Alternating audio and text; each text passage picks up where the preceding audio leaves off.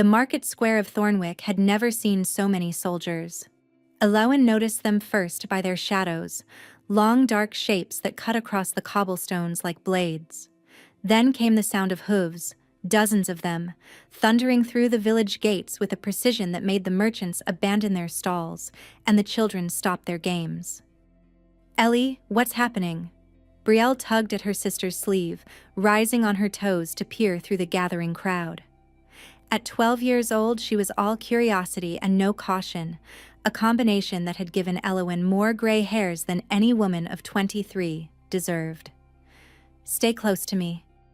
Elowen pulled her sister against her side, her heart beginning to pound as the first riders entered the square. They wore black leather armor marked with a symbol she had only seen in whispered stories. A silver wolf mid-howl beneath a crescent moon. The sigil of the Northern Territories.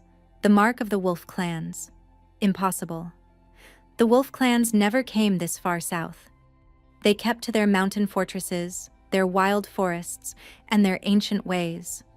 In all her years, Elowen had never seen one in the flesh. Until now.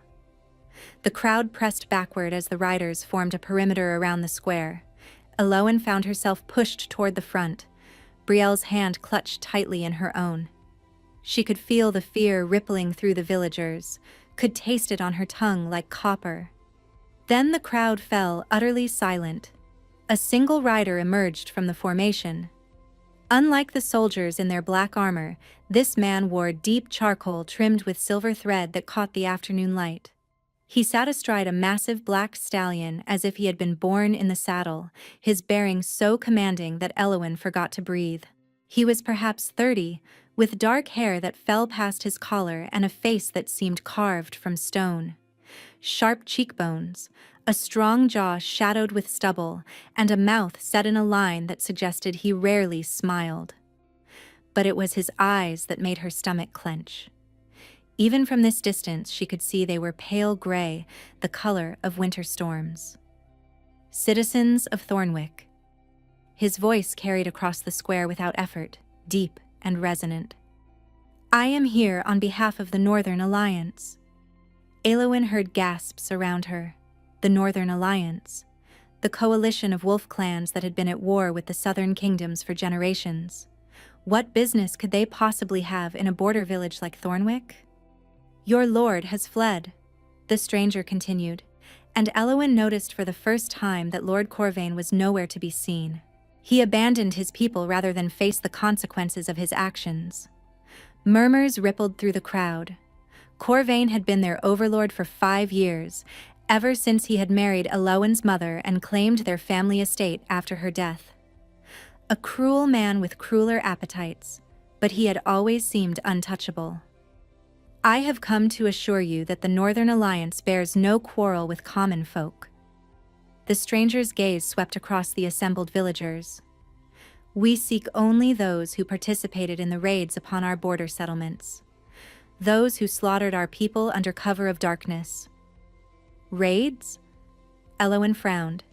She had heard rumors, of course. Whispers about soldiers disappearing in the night, about Corvain's private militia conducting secret missions. But she had never imagined. "Your cooperation will be rewarded with protection," the stranger said. "The Northern Alliance honors its promises. You have my word that no innocent soul in this village will be harmed." And then it happened. The sensation started as a buzzing at the base of her skull, familiar and unwelcome. Heat prickled behind her eyes. Before Elowen could clamp her hand over her mouth, before she could swallow the word rising in her throat like bile, it escaped. "Liar." The word was barely above a whisper, but in the absolute silence of the square, it might as well have been a scream. Every head turned toward her. Every eye found her face, and the stranger on horseback, the man whose promise she had just publicly challenged, slowly shifted his winter-gray gaze until it locked onto hers. Elowen's blood turned to ice. "No, no, no, no, not here, not now, not in front of everyone." The gift, the curse she had spent her entire life hiding, had betrayed her at the worst possible moment. She could sense lies the way others could sense heat or cold, an involuntary reaction that she usually managed to control. But something about this man's words had triggered it so violently that her body had responded before her mind could intervene. The stranger dismounted in one fluid motion. The crowd parted before him like water, leaving a clear path directly to where Elowen stood frozen with Brielle pressed against her side. "Ellie." Brielle's voice was tiny, terrified. "Ellie, what did you do?" "Run!" Elowen's instincts screamed, but her legs refused to obey. She could only watch as the stranger approached, each footfall measured and deliberate. He stopped less than an arm's length away. Up close, she could see that his gray eyes held flecks of something darker, something that seemed to shift and swirl in their depths. "What did you call me?" His voice was soft now, almost gentle, but Elowen heard the steel beneath it. I didn't mean..." The words died in her throat. "Lie," her gift whispered. "Tell him you said nothing. Tell him he misheard." But when she opened her mouth to do exactly that, different words came out. "You were lying." Her voice trembled, but it did not waver. "When you said no innocent would be harmed, you were not telling the whole truth." A current of intensity arced between them. Surprise, perhaps, or something hungrier. "And how?" he murmured, leaning closer until she could smell pine and wood smoke on his skin. Would a village healer know such a thing? He knew what she was. Somehow, impossibly, he knew. Elowen saw it in the way his pupils dilated, the way his nostrils flared slightly as if he was drawing in her scent. "Your eyes," she breathed, because they were no longer gray. They were molten gold, bright as coins in the sunlight. "Now you see," he said softly. Then he straightened and addressed the crowd, his voice once again carrying across the square. "This woman has accused me of falsehood before witnesses." His tone was formal now, ritualistic. "By the ancient laws of my people, she has two choices. She may prove her accusation true, or she may submit to my judgment." "Please." The words scraped from Elowen's throat. "My sister. She has no one else. I am all she has." The stranger looked down at Brielle, who was crying silently against Elowen's hip. A shadow crossed his features before his expression hardened again. "Then you should have guarded your tongue more carefully." He turned to his soldiers. "Bring her." Hands seized Elowen's arms. She struggled, panic flooding through her as Brielle screamed her name. But the grip was iron, unyielding, and within moments she was being half-carried toward a waiting horse. "Brielle!" Elowen screamed. "Find the baker's wife. Tell her what happened. Brielle!" She saw her sister's face, pale and terrified, growing smaller as the distance between them increased. She saw the villagers standing motionless, too afraid to intervene. She saw the stranger mount his horse and turn toward her, those golden eyes burning into hers with an intensity that made her soul tremble. "You will ride with me," he said. It was not a request. Before Elowen could respond, she was lifted onto the stallion, her back pressed against his chest, his arms caging her on either side as he took the reins. His body was unnaturally warm, heat radiating through his clothes and into her skin. "Who are you?" she whispered. His breath was hot against her ear when he answered. "I am Theron," he said, "Alpha King of the Northern clans, and you, little truth speaker, have just made yourself very interesting to me." The horse surged forward, carrying Elowen away from everything she had ever known, toward a fate she could not imagine. They rode through the night.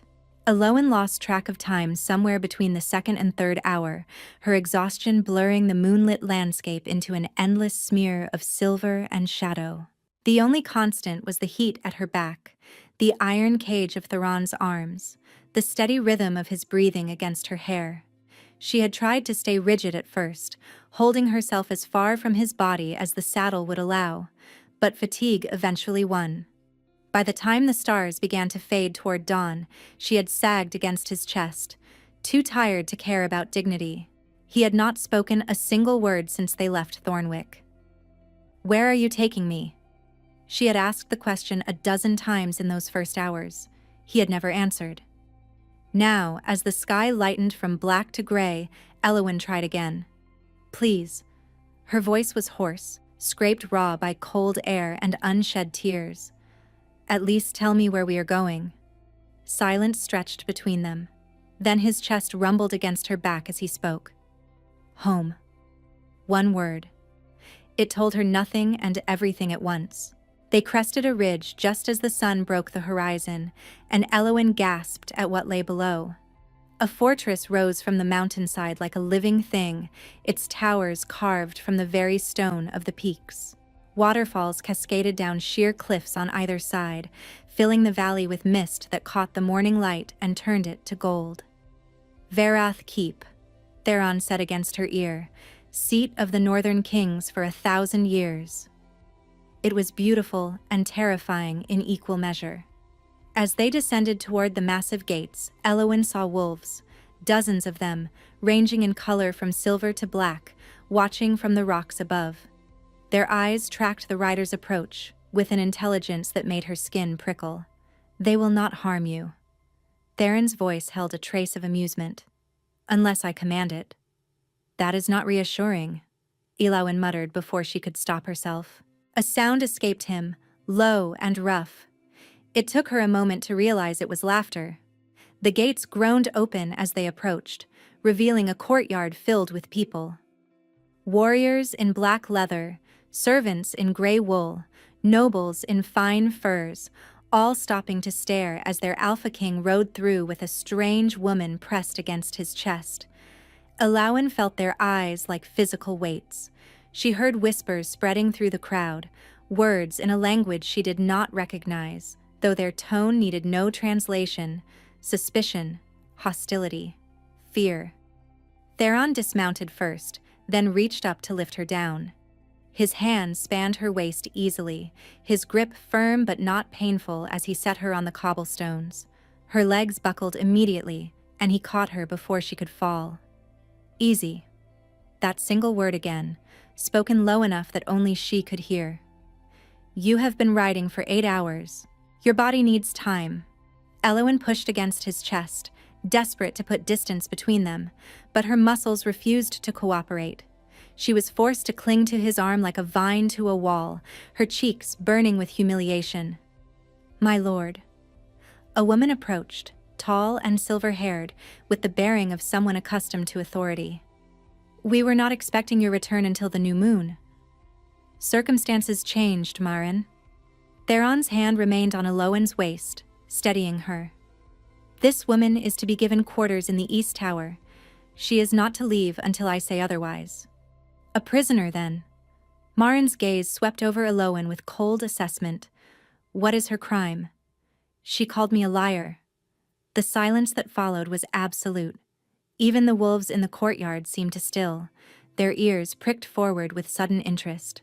Marin's expression shifted with something Elowen could not read. My lord, the ancient laws demand— I know what the laws demand.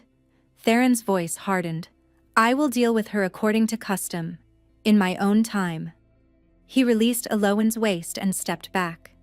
The sudden absence of his warmth made her shiver despite the morning sun. Take her, he said to Marin. See that she is fed and given clean clothing. I will summon her when I am ready. Then he turned and walked away, disappearing through a doorway without looking back. Marin studied Elowen with unreadable eyes. You are either very brave or very foolish, she said finally. Perhaps both. Come with me. Elowen followed on unsteady legs, Marin's words echoing in her mind. The ancient laws demand. What did that mean? What punishment awaited someone who publicly accused an Alpha King of lying? She had a terrible feeling she was about to find out. The East Tower room was a prison dressed in silk. Fine tapestries covered the stone walls, depicting wolves running beneath moonlit skies. A massive bed dominated one corner, draped in furs so thick Elowen's hand disappeared when she touched them. A fire crackled in a hearth large enough to roast an ox, filling the chamber with warmth and flickering shadows. but the door had no handle on the inside.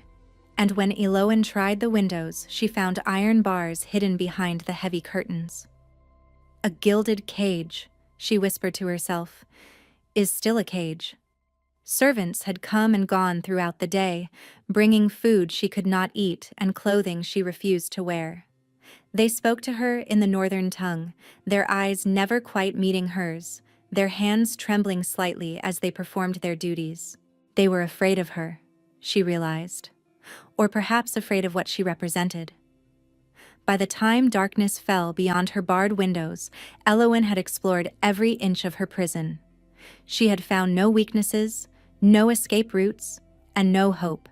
She was sitting on the floor before the fire, her knees drawn to her chest, when the door finally opened. Theron entered without announcement, still wearing the same riding clothes from that morning, his dark hair windswept and wild. He dismissed the guard who had unlocked the door with a single gesture, then closed it behind him with a sound that echoed like a death knell. They stared at each other across the fire-lit chamber. "You have not eaten." He nodded toward the untouched trays on the table. "Nor changed your clothes." "I am not hungry." Eloan lifted her chin. "And I will not dress myself in your silks like a doll for your amusement." "My amusement?" He moved deeper into the room, circling her the way a predator circles wounded prey. "You think I brought you here to amuse me?" "I think you brought me here to punish me for speaking truth." Her voice shook, but she refused to look away. "So punish me and be done with it. I have a sister who needs me." Theron stopped directly in front of her, forcing Eloan to crane her neck to maintain eye contact. This close, she could see the exhaustion etched into his features, the tension in his jaw, and the shadows beneath those pale eyes. "You do not understand what you did," he said quietly. "What you are." "I am a healer." The words came automatically, the same lies she had told her entire life. Nothing more. "Liar." The word struck her like a physical blow. Eloan flinched backward, her pulse slamming against her ribs. "You can sense falsehood," Theron continued, crouching before her so their faces were level. "I watched your eyes when I spoke in the square. I saw the moment the truth hit you, saw you fight to contain it. You have been hiding this gift for years, I think. But you could not hide it from me." "How?" The question escaped before she could stop it. "How could you possibly know that?" "Because I can smell it on you." His nostrils flared, and his eyes flickered gold for just an instant. "Your power has a scent, little truth speaker, like lightning before a storm. I noticed it the moment I entered the square." Eloan pressed herself back against the stone wall, her breath coming in short gasps. "What are you?" "You know what I am." He rose to his full height, towering over her. "You saw my eyes. You saw my wolves. You have heard the stories all your life." Shifter. The word surfaced from childhood nightmares, from whispered warnings around winter fires, the wolf people of the north. Monsters who wore human skin. "The stories say your kind eat children," Eloan breathed, "that you bathe in blood beneath the full moon, that you—" "Stories." Theron's lip curled with contempt. "Lies told by southern kings to justify their slaughter of my people." Something in his tone made her pause. Pain, buried deep beneath layers of ice, but present nonetheless. "The raids," she said slowly, her gift stirring even now. "The ones you accused Lord Corvain of conducting. What really happened?" Theron was silent. When he finally spoke, his voice was flat, empty of emotion. 3 months ago, soldiers wearing no colors attacked a village at our southern border. They killed everyone. Men, women, children. They burned the bodies and salted the earth.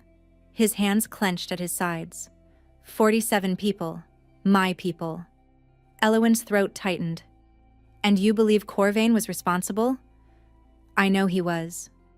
We captured one of his men." Theron's eyes met hers, and she saw something ancient and terrible in their depths. He confessed before he died. Before he died. Eloan did not ask how. I came to Thornwick seeking justice, Theron continued. The coward fled before I could take him. But you. He crouched before her again, close enough that she could feel the heat radiating from his skin. You called me a liar in front of witnesses. You challenged my honor before my own soldiers. Among my people, such an accusation cannot go unanswered. Then answer it. Elowen forced steel into her voice despite her terror. What happens now? What do your ancient laws demand? Theron studied her face with an intensity that made her want to look away, but she held his gaze, refusing to show weakness. Our laws offer two paths, he said finally. The first is trial by combat. You would face me in the arena, and only death would satisfy the debt. Elowen's blood chilled. And the second? The second. He paused, and his mask slipped for just an instant, revealing something that almost looked like hunger. The second is claiming. Claiming? She did not recognize the word, but something in his tone made her pulse quicken. If the accused accepts, the offended party may claim them as their own. Body, blood, and soul, bound together until death. Elowen stared at him, certain she had misheard. You mean, marriage? Marriage is a human word. Theron's voice dropped lower, rougher. This is something far older, far deeper, a bond that cannot be broken by any power on earth. That is insane. Elowen scrambled to her feet, pressing herself flat against the wall. I called you a liar.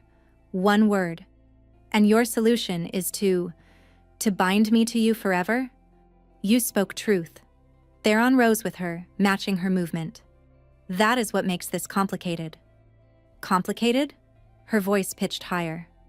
How is any of this complicated? I was right. You were lying when you said no innocent would be harmed. Theron's jaw tightened. I was not lying. I was withholding. Withholding what? The truth about what I intended to do to Corvain once I found him. His eyes blazed gold again, and when he spoke, his voice had dropped to something barely human. I was going to tear him apart with my bare hands and scatter his pieces across the mountain for the crows. Elowen's gift stirred, confirming every word. He meant it. Every brutal, bloody syllable. That is not the same as harming innocents, she managed. No. Theron stepped closer, and she had nowhere left to retreat. But you sensed the violence in my intent. Your gift read the darkness in me, and it reacted. He was right. God's helper, he was right. She had sensed something beneath his polished words, something savage and hungry, and her power had responded before her mind could intervene. I cannot let you go. His voice was quiet now, almost gentle. Not with what you know. Not with what you are. So those are my choices? Elowen laughed, the sound brittle and hollow. Die in combat against a creature twice my size, or bind myself to you for eternity? There may be another way. He reached toward her face, and she flinched, but his touch was feather-light, his fingers barely brushing her cheek. Your gift. It reacted to me because you sensed something I was hiding. Perhaps if you can prove what I withheld was justified, you would release me? I would consider it. Elowen searched his eyes, her gift probing for deception. She found none. He was telling the truth, or at least a version of it. And my sister? She pressed. Brielle is alone in Thornwick with no one to protect her. His expression shifted. He withdrew his hand and stepped back, creating distance between them. I have already sent riders, he said. Your sister will be brought here under my protection. Elowen's breath caught. You... what? She is 12 years old and alone in a village that just watched her sister be taken by wolves. His tone was matter of fact, but she sensed something deeper beneath. Whatever else happens between us, she does not deserve to suffer for your actions. Before Elowen could respond, before she could thank him or question his motives, he turned and strode toward the door. Wait. The word escaped her before she could stop it. Theron paused, his hand on the door frame, but did not turn around. What you said. About the claiming bond. Elowen swallowed hard. If I chose that path, what would it mean? What would happen to me? He was silent for so long she thought he would not answer. When he finally spoke, his voice was rough, strained. You would become mine, in every way that matters. He glanced back at her over his shoulder, and his eyes were fully gold now, blazing like twin suns. And I would become yours.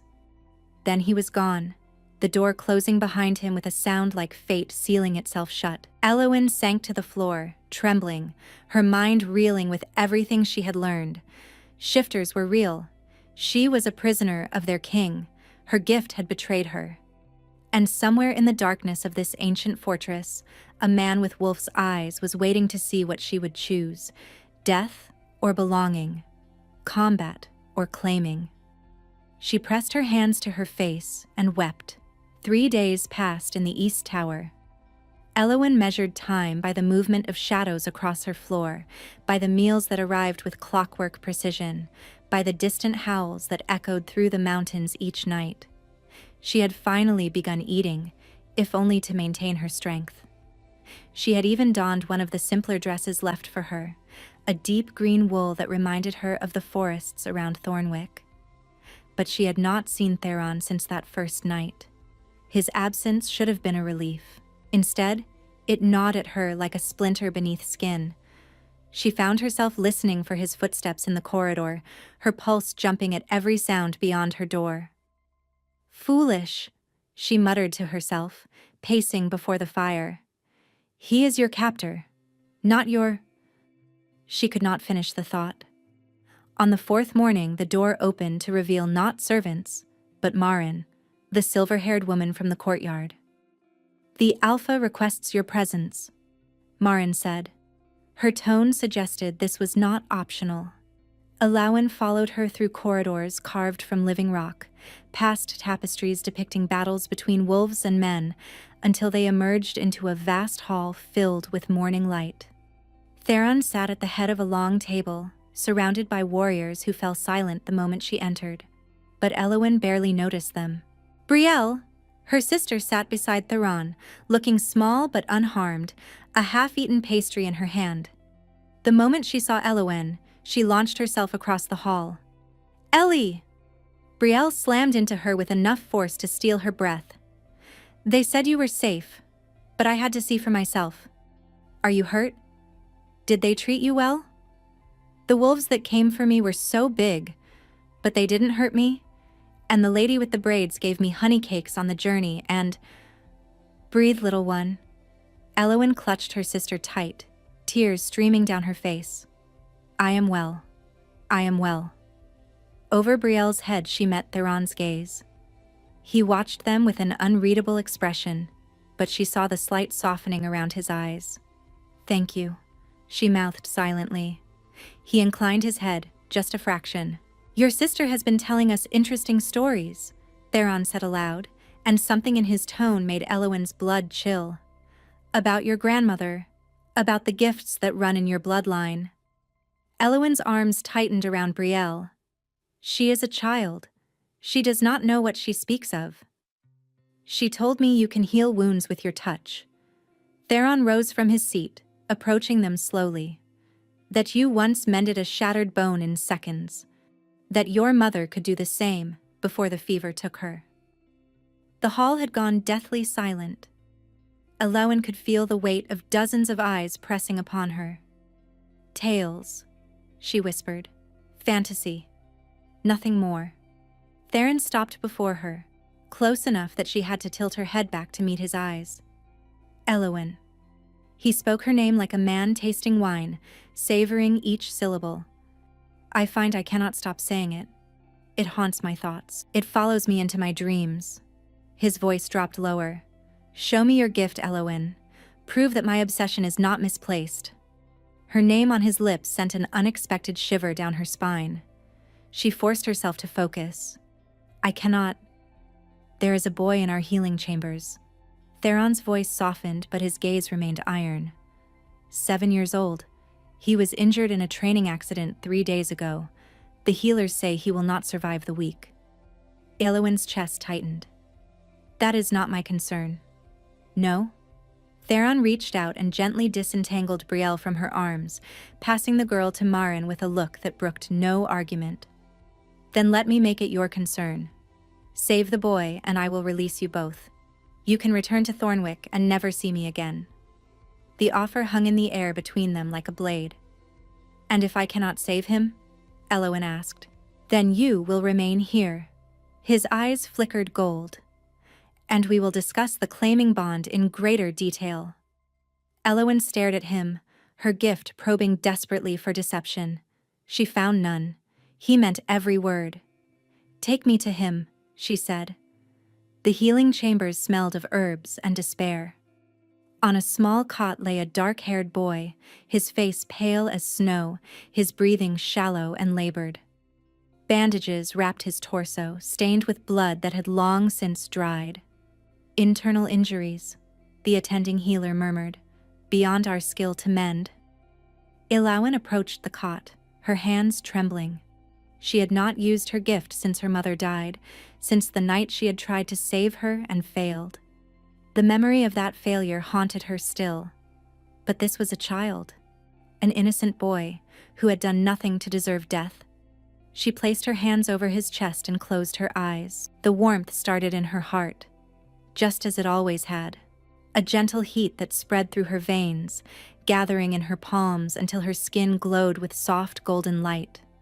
She heard gasps around her, heard whispers in the northern tongue, but she blocked them out. The boy's injuries revealed themselves to her inner sight. Ruptured organs, internal bleeding, damage too severe for any mortal medicine, but not too severe for her. She poured her power into him, feeling the wounds close, the bleeding stop, the torn flesh knit together. It was like trying to hold water in her hands, exhausting and terrifying and exhilarating all at once. When she finally opened her eyes, the boy was breathing easily, color returning to his cheeks. And Theron was staring at her, as if she had hung the moon in the sky. "What are you?" he breathed.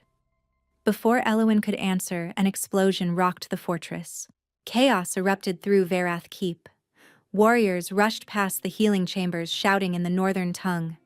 The sound of clashing steel echoed from somewhere below.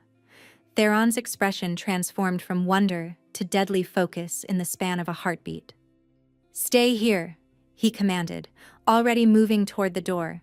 "Protect the healer and the children." "Wait!" Elowen grabbed his arm. "What is happening? Is Brielle safe?"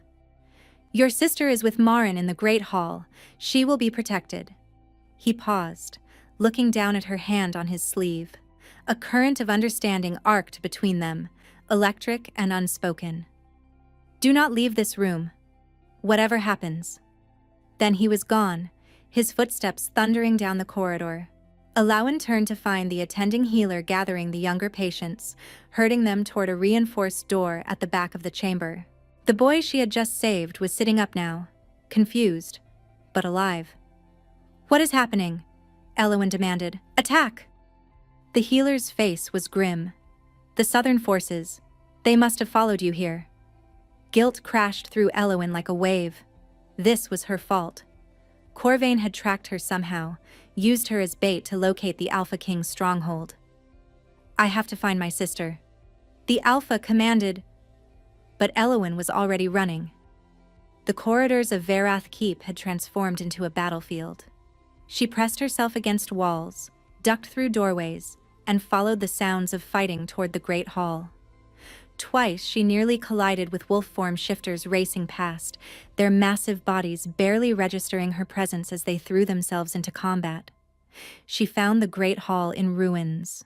The massive doors had been blasted inward, and soldiers in unmarked armor poured through the breach.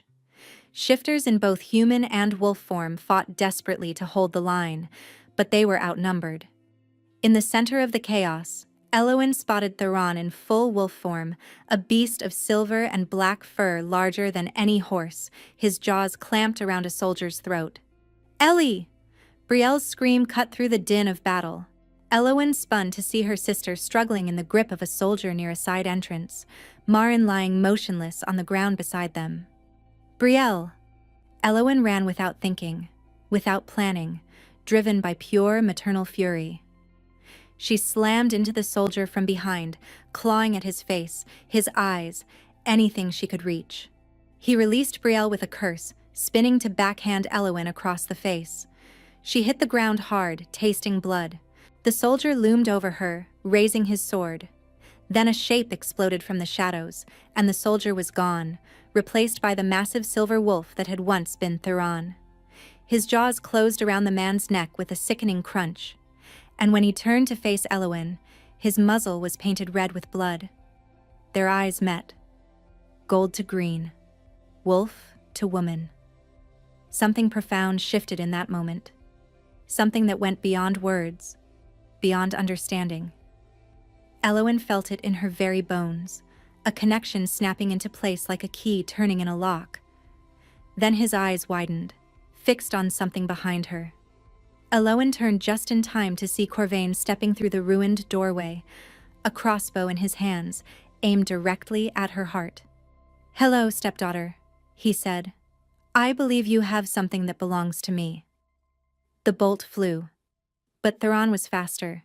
He threw himself between Elowen and the projectile, taking the bolt deep in his shoulder. The impact knocked him sideways, and she watched in horror as he crashed to the ground, his wolf form shuddering, shrinking, until a naked and bleeding man lay in his place. "Theron!" Elowen crawled to his side, pressing her hands against the wound. The bolt was embedded deep, and she could see dark liquid weeping from around the shaft. Not just blood. Something else. Something wrong. "Poison!" Theron gasped, his face contorting with agony. "Silver and Wolf's Bane, run! I am not leaving you." Touching. Corvain's voice dripped with contempt. He advanced toward them, reloading his crossbow with casual precision. "The witch and the beast, united against the righteous. Your mother would be so disappointed, Elowen." "My mother would be disappointed in you." Elowen's voice shook with fury. "You murdered those people, the village at the border. Women, children. Necessary casualties in a holy war." Corvain raised the crossbow again. "And now, you will join them." A sound split the air. Not human, not animal. Something between. Something ancient and terrible. Wolves poured into the hall from every direction, dozens of them, surrounding Corvain and his remaining soldiers in a circle of gleaming teeth. "You are outnumbered," Elowen said. "Surrender." Corvain laughed. "You think these beasts frighten me? I have been killing their kind for 20 years. I know their weaknesses." He threw something to the ground, a small glass vial that shattered on impact. Purple smoke billowed outward, and the wolves nearest to him collapsed, writhing in agony as the vapor touched their fur. "A gift from the king's apothecary," Corvain said, backing toward the door. "The silver and Wolf's Bane, refined to perfection. One breath and their lungs begin to dissolve." Elowen looked at Theron, whose breathing had grown increasingly ragged. The poison was spreading. She could see the dark veins crawling up his neck, toward his heart. "Go," Theron commanded, his voice barely a whisper. "Take your sister. Leave through the mountain passages. Marin will show you. I am not leaving you to die. You must." He reached up, his hand trembling, and touched her cheek with blood-stained fingers. "Please. I cannot protect you like this." "Then do not protect me." Elowen felt something breaking open inside her, something that had been locked away for years. "Let me protect you." She placed her hands over his wound and called upon her gift. But this time, something was different. This time, when her power touched his, it did not simply heal. It merged. The golden light flowing from her palms met something inside Theron, something silver and wild, and the two energies wrapped around each other like rivers converging into one. Elowen felt his heartbeat as if it were her own, felt his pain, his fear, his desperate hope. And beneath it all, she felt his love, vast and consuming, a love that had recognized her the moment he saw her in that market square. What are you doing? Corvain's voice had risen in panic. What is that light? Elowen opened her eyes. The wound on Theron's shoulder was closing, the poison retreating, driven back by the combined force of their power. He rose to his feet, still naked, still bleeding, but his eyes were blazing gold and his voice rang across the hall like thunder. Take your men and run, Theron commanded. If I ever see your face again, I will tear you apart so slowly you will beg for the mercy of death. Corvain fled, and as the wolves gave chase, as the battle cries faded into the distance, Elowen collapsed against Theron's chest, her strength finally failing. You saved me, he murmured against her hair. Why? Because I could not let you die. She looked up at him, tears streaming down her face. Because I think I... But the words would not come, and before she could force them out, darkness claimed her. Elowen woke alone. She recognized the East Tower room by the pattern of firelight on the ceiling, by the familiar weight of furs covering her body. But something was different. Something was wrong. Her body ached in ways she could not explain. Not pain exactly, but emptiness. As if some vital piece of herself had been torn away. Theron? His name escaped before she could stop it. Silence answered her. Elowen pushed herself upright, wincing at the hollow feeling in her chest. She remembered the battle, remembered healing Theron, and remembered the way their powers had merged into something terrifying and beautiful. And then, nothing. Brielle?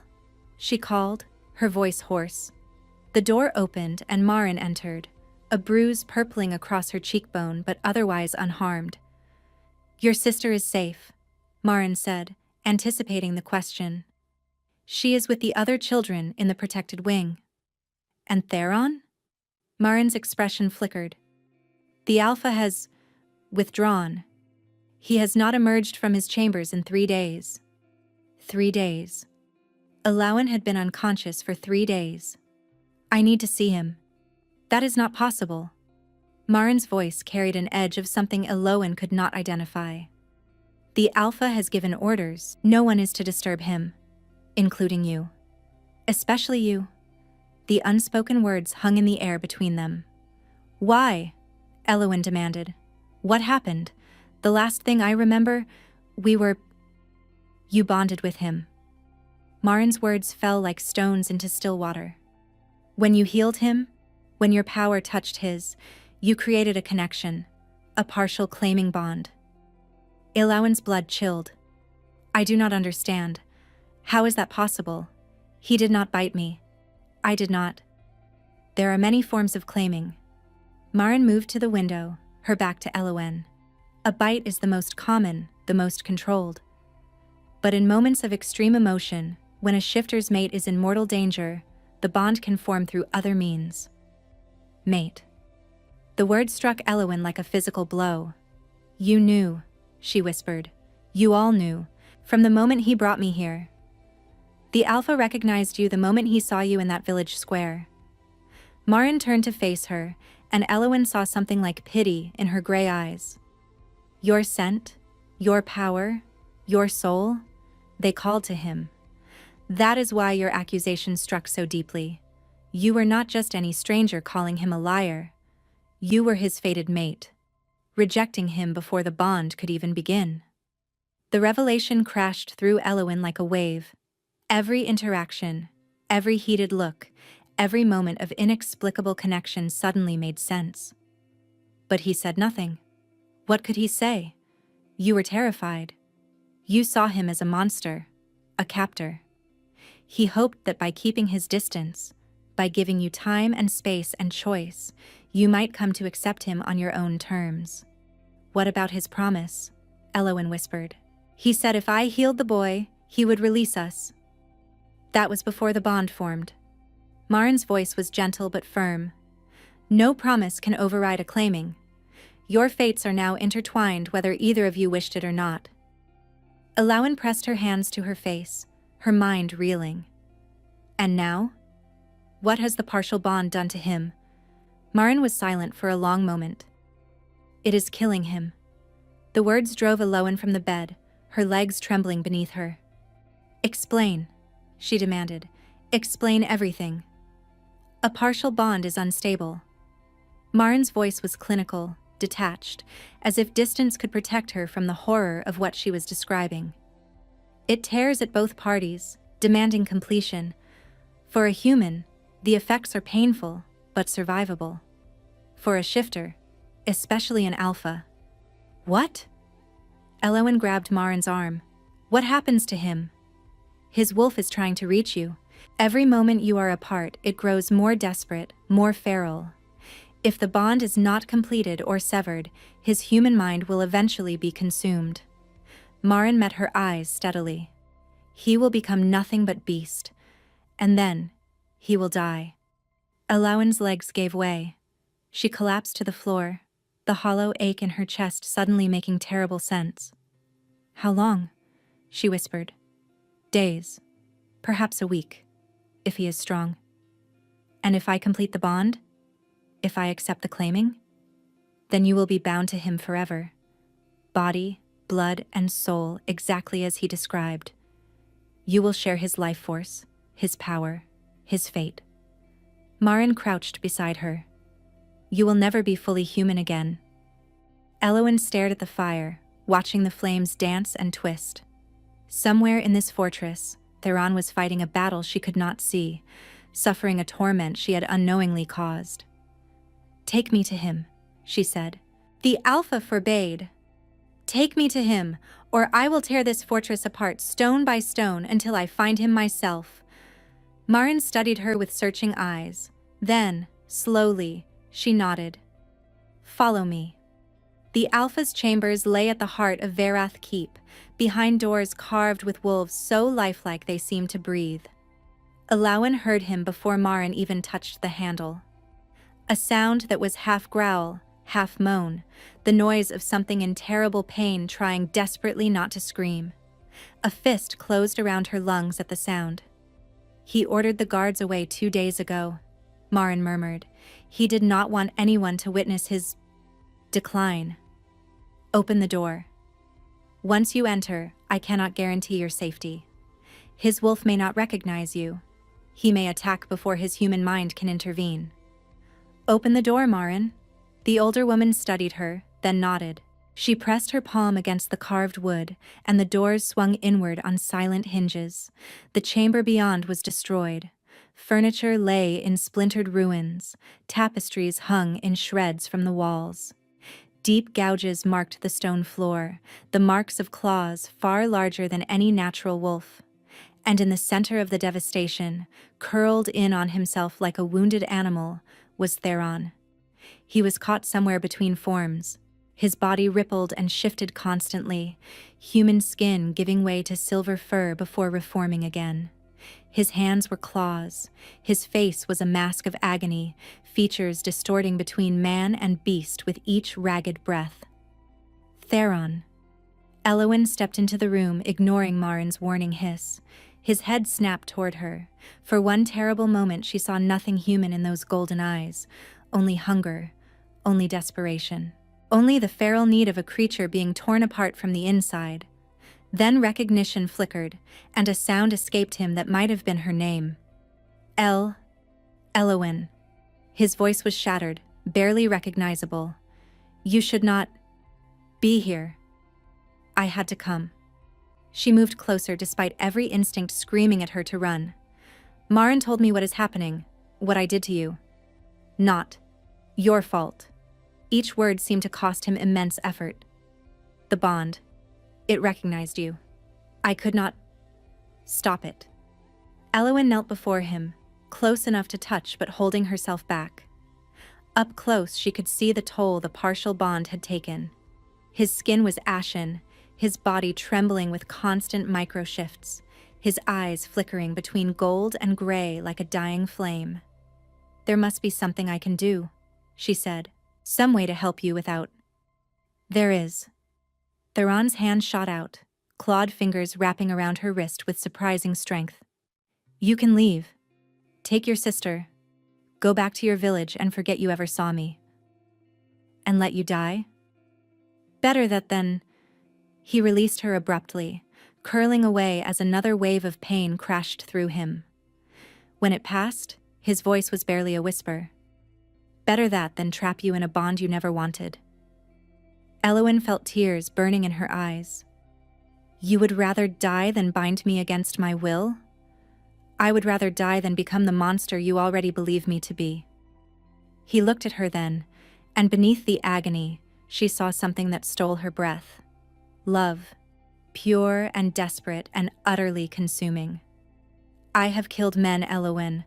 I have torn throats and broken bodies and bathed in the blood of my enemies. But I will not take from you something you do not freely give. The words struck her like arrows, each one finding its mark in the walls she had built around her heart. What if I want to give it? Theron went still. Even his constant shifting paused, his body freezing mid-transformation. You do not know what you are saying. I know exactly what I am saying. Elowen reached out, cupping his face between her palms despite the claws, despite the fur that sprouted and retreated beneath her touch. I have spent my entire life hiding, pretending to be something I am not, terrified that if anyone saw the real me they would run screaming. Elowen, but you saw me. Her voice cracked.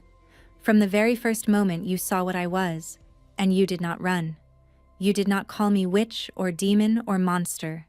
You called me interesting. A sound escaped him, something between a laugh and a sob.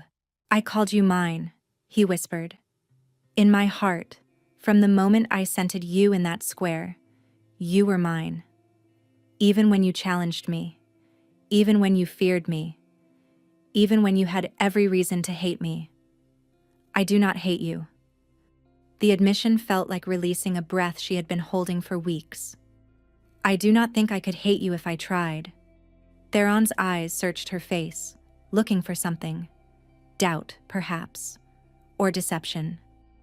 But her gift worked both ways, and she knew he could sense the truth in her words, just as surely as she could sense the truth in his. If we do this, he said slowly, there is no going back. You will feel what I feel, know what I know. Share my life force until death claims us both. I understand. You will no longer be fully human. I never was. She smiled despite her tears. My grandmother told me once that our bloodline carried wolf blood from centuries past. Perhaps this was always my fate. Theron stared at her as if she had offered him water in the desert. You would choose me? His voice was wondering, disbelieving. Knowing what I am, what we would become together. I choose you. The words felt like a vow. Body, blood, and soul. I choose you, Theron. His form stabilized, the constant shifting finally stilling as his wolf recognized the promise in her words. He rose to his feet, towering over her, more man than beast now, but still radiating power that made the air itself tremble. There is one more thing you should know, he said quietly. What? The claiming bond requires a bite. His eyes held hers steadily. I must mark you, and you must mark me, both willingly given, both freely received. Elowen's hand moved instinctively to her throat. Will it hurt? Yes. He did not soften the truth, but only for a moment. And then? Theron cupped her face in hands that were fully human again, his thumbs brushing away her tears. And then, you will never be alone again. Not for as long as we both draw breath. Elowen looked into his golden eyes and made her choice. Then claim me, Alpha King. Make me yours. Theron's kiss was not gentle. It was the kiss of a man who had been starving, who had been dying, and who had finally been offered salvation. His mouth claimed hers with desperate hunger, his hands tangling in her hair, his body pressing her backward until her shoulders met the stone wall. Elowen responded with equal fervor, all her fear and uncertainty burning away in the heat of his touch. She had spent her whole life being careful, being cautious, and hiding the truth of what she was. Now, finally, she let herself burn. Wait. Theron pulled back, his chest heaving, his eyes molten gold. Before we do this, I need you to understand what will happen. The claiming is not just physical. When I bite you, when you bite me, our souls will touch. You will see everything I am. Every memory, every sin, every dark corner of my heart. And you will see mine. Yes. His hands trembled against her face. Can you bear that? Knowing that I will see the things you have hidden even from yourself? Elwyn thought of her mother's death, the night she had poured every ounce of her healing power into a body already too far gone, and felt it slip away regardless. The guilt she had carried ever since, the secret belief that if she had been stronger, faster, better, she might have saved her. I can bear it, she said. If you can. A look of reverence crossed his features. My brave truth speaker, he murmured. My perfect mate. He kissed her again, softer this time, a promise rather than a demand. His lips traced down her jaw, her throat, finding the sensitive spot where her neck met her shoulder. This will hurt, he warned against her skin. I am sorry. Do not be sorry. Elwyn tilted her head back, offering herself to him completely. Just do not let go. Never. His teeth sank into her flesh. Pain exploded through her body, sharp and bright and absolute. Elwyn heard herself cry out, felt her knees buckle, would have fallen if Theron's arms had not caught her and held her upright. But even as the pain reached its peak, it began to transform. Heat flooded through her veins, golden and wild, and suddenly she could feel him. Not just his body against hers, but his soul pressed against her own. She saw his memories, a boy of 7, watching his father fall in battle against Southern soldiers, a young man of 20, taking the crown he never wanted because there was no one else, a king of 30, standing over the ashes of a village and swearing vengeance against those who had slaughtered his people.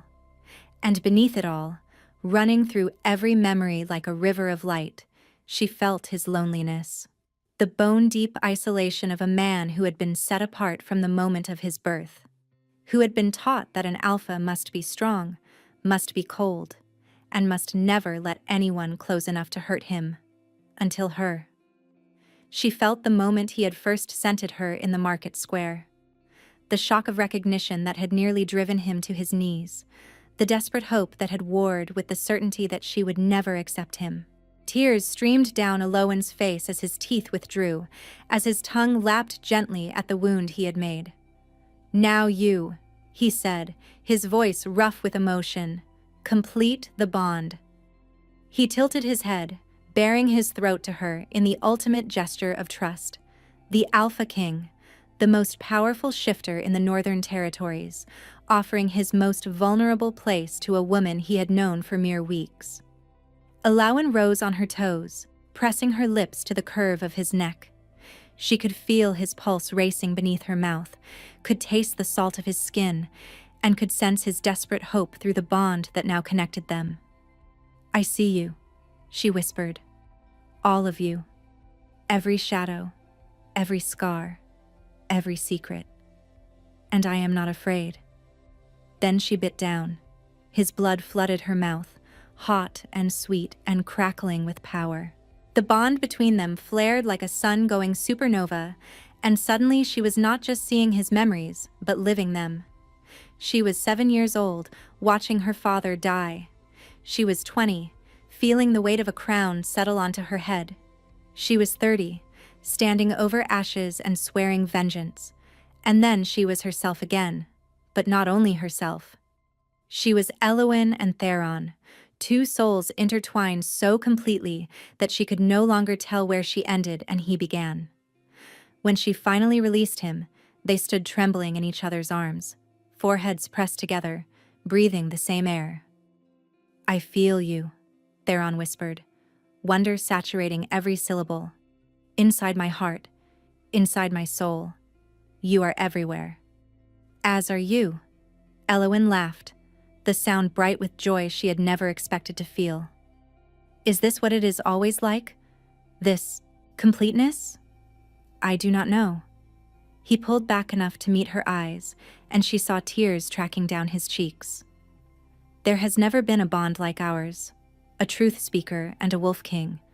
A healer and a warrior. We are something entirely new. Eowyn reached up to brush away his tears, marveling at the intimacy of the gesture. Through their bond, she felt his love for her, vast and deep as an ocean. And she felt her own love answering, rising to meet his like a tide. "Ellie?" Brielle's voice came from the doorway. Eowyn turned to see her sister standing in the threshold, Maren behind her, both wearing expressions of cautious hope. "Is it done?" Brielle asked. Are you staying?"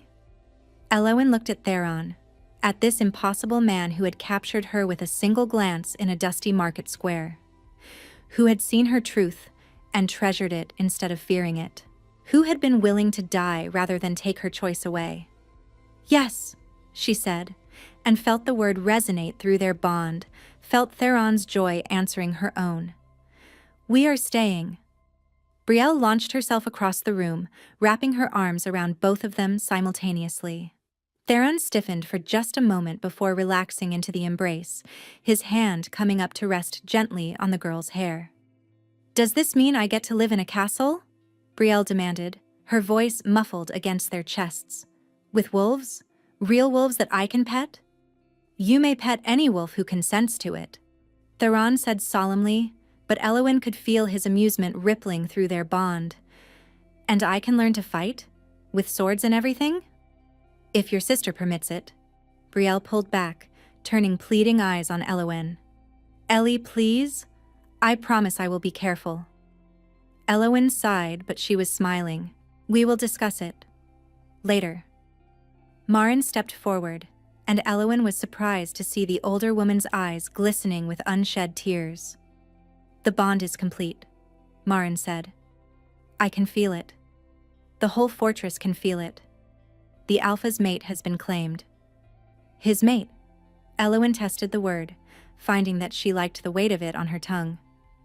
"I suppose I have a great deal to learn about what that means." "You have a lifetime to learn it." Theron caught her hand, pressing a kiss to her knuckles. "And I will be beside you for every moment." Through their bond, Eowyn felt the truth of his promise, felt his commitment, his devotion, and his absolute certainty that she was exactly where she belonged. And for the first time in her life, she believed it. 3 months later, Eowyn stood on the balcony of Verath Keep, watching the sun set over the mountains. So much had changed since that day in the market square when she had spoken a single word and altered the course of her entire existence. Corvain had been found 3 weeks after the battle, hiding in a southern monastery. The wolves had dragged him back to Verath Keep, where Theron had kept his promise. Eowyn had not watched, but she had felt her mate's grim satisfaction through their bond when justice was finally served. She had learned the ways of the wolf clans, their customs and traditions, their fierce loyalty, and their ancient magic. She had trained with Maren to control the new powers that the claiming bond had awakened within her. She had healed dozens of injured shifters, discovering that her gift worked even more powerfully now that it was intertwined with Theron's wild energy. And she had fallen more deeply in love with her mate with each passing day. Arms wrapped around her from behind, warm and strong and familiar. "You are thinking too loudly," Theron murmured against her ear. "I can feel your mind racing from across the fortress." Eowyn leaned back into his embrace, smiling. "I was thinking about the day we met. How terrified I was. How certain I was that you were going to kill me. I was certain I was going to claim you on the spot and scandalize the entire village." His laugh vibrated through her.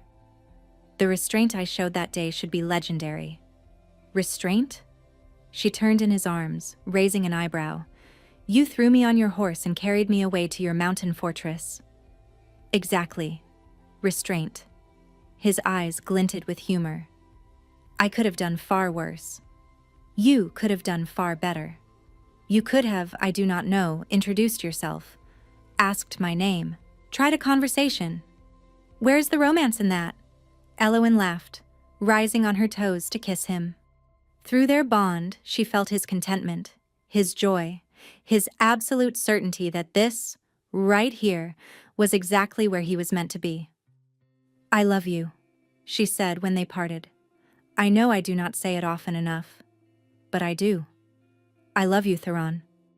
His eyes softened, gold giving way to gray. "And I love you, my truth speaker, my mate, my heart." From somewhere below, Brielle's laughter rang out, accompanied by the excited yips of young wolves at play. Elowen smiled at the sound, at this life she had never expected, at this family she had somehow stumbled into. "Any regrets?" Theron asked, reading her thoughts as easily as she read his. Elowen looked out over the mountains, at the wild landscape that had become her home. She thought of the village she had left behind, the life of hiding and fear that she would never have to return to. She thought of her mother, who had died with her secrets still locked inside her, never knowing the freedom of being truly seen. "None," she said firmly. "Not a single one." Theron held her closer, and together they watched the sun sink below the horizon, painting the sky in shades of gold and crimson. She had called the Alpha King a liar, and he had answered by teaching her the greatest truth she had ever known. Love was not a cage. Love was coming home.